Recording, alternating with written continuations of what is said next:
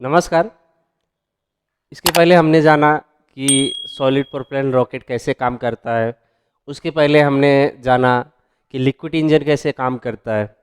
अभी हम ये जानेंगे कि ये दोनों रॉकेट कंट्रोल कैसे होते हैं, इनको कंट्रोल कैसे किया जाता है, कंट्रोलिंग के क्या क्या पार्ट्स उसमें लगे हुए होते हैं। तो चलिए जानते हैं क्या क्या पार्ट्स लगे होते हैं कंट्रोलिंग के और वो कैसे यूज होते हैं। सबसे पहला जो पार्ट लगा होता है वो होता है सीकर, उसके बाद होता है कंट्रोलर, उसके बाद जो होता है वो वॉरहेड या पेलोड।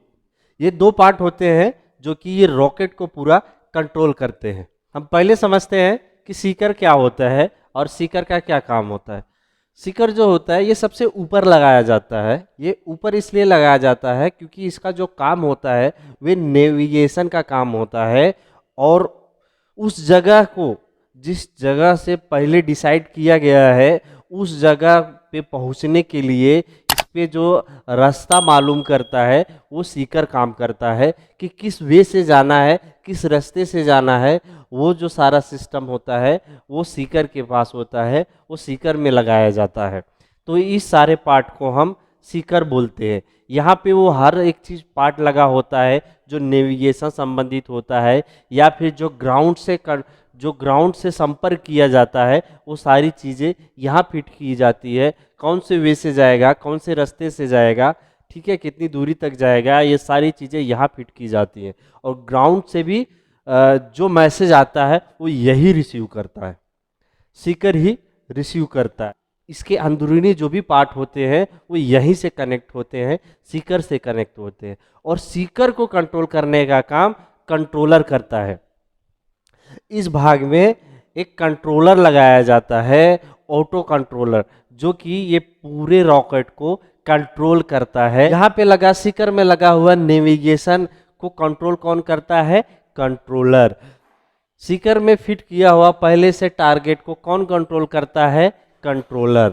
और ग्राउंड लेवल से जो संपर्क किया जाता है, ग्राउंड लेवल से जो इसको मैसेज दिया जाता है, वो तो मैसेज तो ये रिसीव करता है, ये रिसीव करके ये कंट्रोलर को ट्रांसफ़र कर दिया जाता है। फिर कंट्रोलर क्या करता है, जो मैसेज ग्राउंड से इसको भेजा गया है उसी के मुताबिक इसको ये फंक्शन करता है, इसको पूरे रॉकेट को चलाता है। मेन काम जो चलाने का काम होता है वो पूरे रॉकेट को ये कंट्रोलर ही करता है।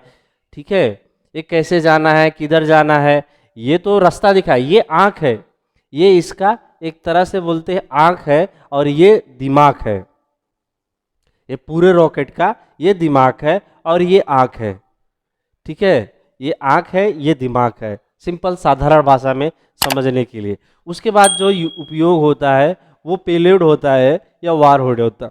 वारहेड इसलिए बोलते हैं क्योंकि जो बैलिस्टिक्स मिसाइल होती है, जो एक कॉन्टिनेंट से दूसरे कॉन्टिनेंट में मार करने की मिसाइल होती है, बहुत दूर की मिसाइल होती है, जैसे 5,000 10,000 किलोमीटर की जो रेंज की मिसाइल होती है, उसमें जो है ये सारा सिस्टम उपयोग होता है। और यहाँ पेलोड की जगह वारहेड लगाया जाता है, यानी कोई विस्फोटक चीज़ यहाँ पे लगाई जाती है। इस सिस्टम को अगर हम सैटेलाइट लॉन्च करने के लिए उपयोग करते हैं तो वहाँ पे वारहेड ना लगा के पेलोड लगाते हैं। पेलोड कुछ भी हो सकता है, सैटेलाइट हो सकती है या ह्यूमन हो सकता है, कोई भी हो सकता है यहाँ पे, इसको अंतरिक्ष में ले जाने के लिए। देखो, इंजन चलने के लिए क्या चीज़ का उपयोग होता है? एक फ्यूल लगता है, एक होता है ऑक्सीजन। ठीक है, और जब हम पृथ्वी कक्षा से, यानी कि ये जो हवा वायुमंडल है उससे जब हम बाहर जाते हैं तो वहाँ पे हवा ऑक्सीजन होता नहीं, तो ये रॉकेट चलेगा नहीं। इसीलिए हम रॉकेट में जो है ऑक्सीजन भी लेके चलते हैं और उसका फ्यूल भी लेके चलते हैं। ये डिफरेंस होता है रॉकेट में। बाकी जो इंजन होते हैं, जैसे जेट इंजन होता है, मिसाइल होती है, उसमें हम क्या होता है, ज़्यादातर मिसाइल में ज़्यादातर जो इस्तेमाल होता है वो ठोस प्रोपेलेंट इस्तेमाल होता है, यानी सॉलिड प्रोपेलेंट इस्तेमाल होता है।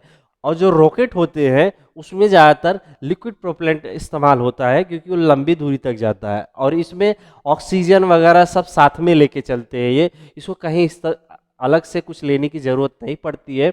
उसके बाद जो जेट इंजन होता है उसको भी फ्यूल के साथ साथ में ऑक्सीजन की ज़रूरत पड़ती है। फ्यूल को बर्न करने के लिए ऑक्सीजन की ज़रूरत पड़ती ही पड़ती है। इसलिए वो वायुमंडल के बाहर नहीं जा सकता, एक उसकी भी एक सीमित ऊंचाई है, वो वायुमंडल के अंदर ही चलता है, ठीक है। और जो रॉकेट होता है वो वायुमंडल के बाहर तक भी जा सकता है। वो एक अभी समझ लीजिए कि वो धरती से लेके चांद तक भी जा सकता है, क्योंकि चांद में वहां तक जाने के लिए बीच में तो ऑक्सीजन नहीं है, फिर भी वो वहां तक पहुंच जाता है रॉकेट। इसलिए पहुंच जाता है क्योंकि इसमें ऑक्सीजन ये साथ में लेके चलता है। उम्मीद करता हूँ ये सिस्टम आपको समझ में आ गया होगा कि रॉकेट इंजन कैसे कंट्रोल होता है। इसमें बहुत बड़ा टॉपिक नहीं था, ये छोटे से टॉपिक था, बस समझने की बात है। मैं इसलिए नहीं एक वीडियो में सब कुछ डाला, क्योंकि एक वीडियो में डाल देगा तो आपको समझ में नहीं आएगा। आप छोटा छोटा थोड़ा थोड़ा करके समझेंगे तो ज़्यादा समझ में आ जाएगा। ये वीडियो कैसा लगा ये हमें कमेंट करके ज़रूर बताएं। और हाँ भाई, जो लोग नए हैं कृपया करके चैनल को सब्सक्राइब करें और दूसरों को भी फॉरवर्ड करें सब्सक्राइब करने के लिए। इसमें कुछ क्वेरी रहेगा तो आप हमें कमेंट करके पूछ सकते हैं। चलिए मिलते हैं नेक्स्ट वीडियो में नेक्स्ट टॉपिक के साथ, तब तक के लिए बाय बाय।